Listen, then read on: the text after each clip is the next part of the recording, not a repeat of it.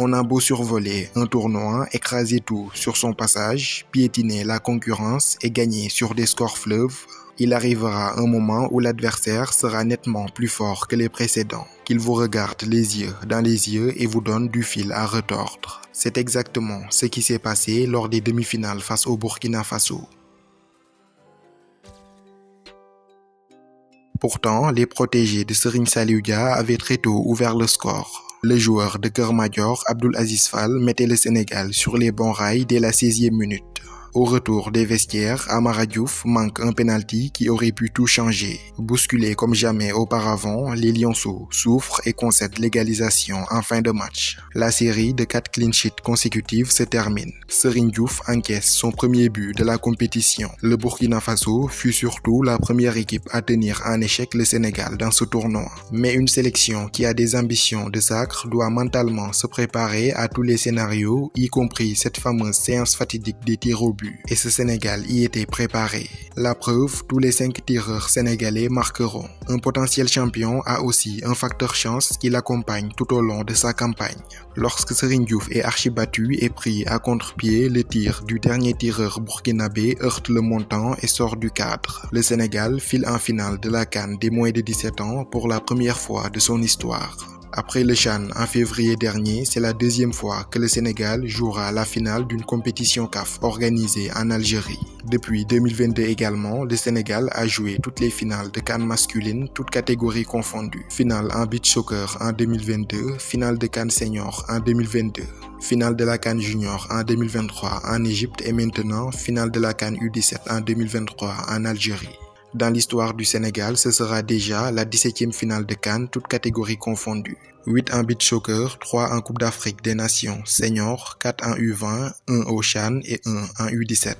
La série de finale du Sénégal prendra malheureusement fin en novembre prochain, à l'occasion de la CAN U23 organisée au Maroc que le Sénégal manquera malheureusement après avoir perdu les barrages contre le Mali. Si les Lionceaux remportent la finale de la CAN U17 édition 2023, l'Algérie sera le deuxième pays où le Sénégal gagne 2 CAN.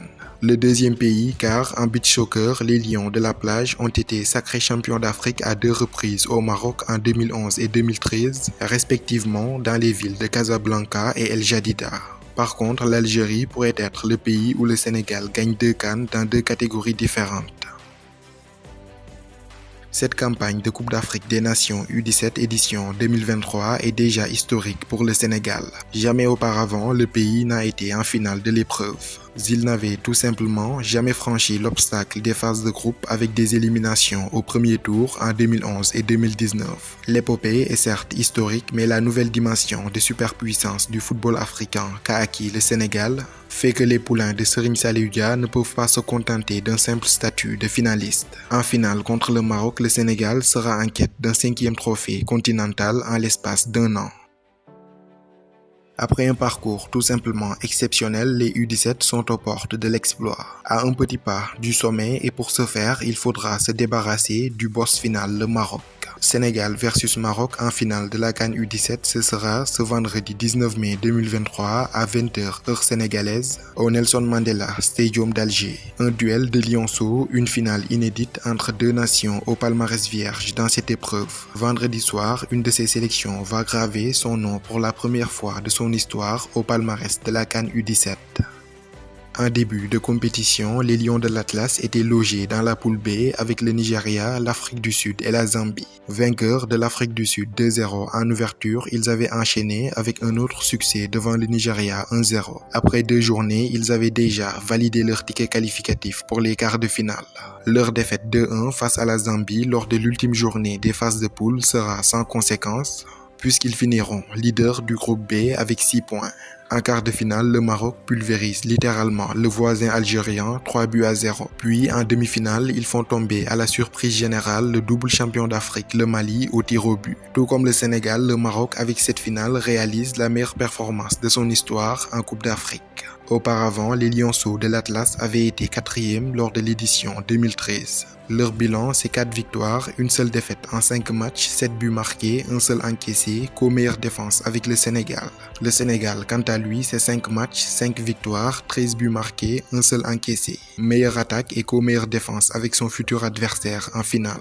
Côté marocain, 3 joueurs sont particulièrement en vue depuis le début de la compétition. Le capitaine et défenseur central Abdelhamid Aïd Boudal, un véritable roc dans l'axe. Joueur de la prestigieuse Académie Mohamed VI, il figurait dans l'équipe type du premier tour aux côtés du défenseur sénégalais Serigne Fallou Diouf. Au milieu de terrain, Adam Shakir s'est imposé comme le métronome de l'entrejeu des Lions de l'Atlas. De la finesse technique, de la classe à l'état pur, un talent également à surveiller côté marocain. C'est l'un des meilleurs joueurs de son équipe jusque-là.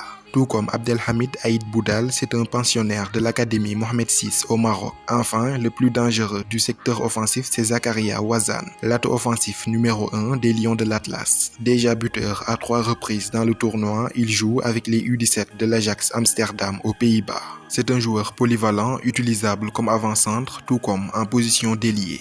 Enfin, la dernière confrontation entre ces deux équipes à la CAN cadette remonte au 15 avril 2019. C'était à l'occasion de la première journée des phases de poule. Une rencontre qui s'était soldée par un partage de points, un but partout. Alioune Badara Baldé avait égalisé en toute fin de match pour le Sénégal, à l'époque entraîné par Malick Daf.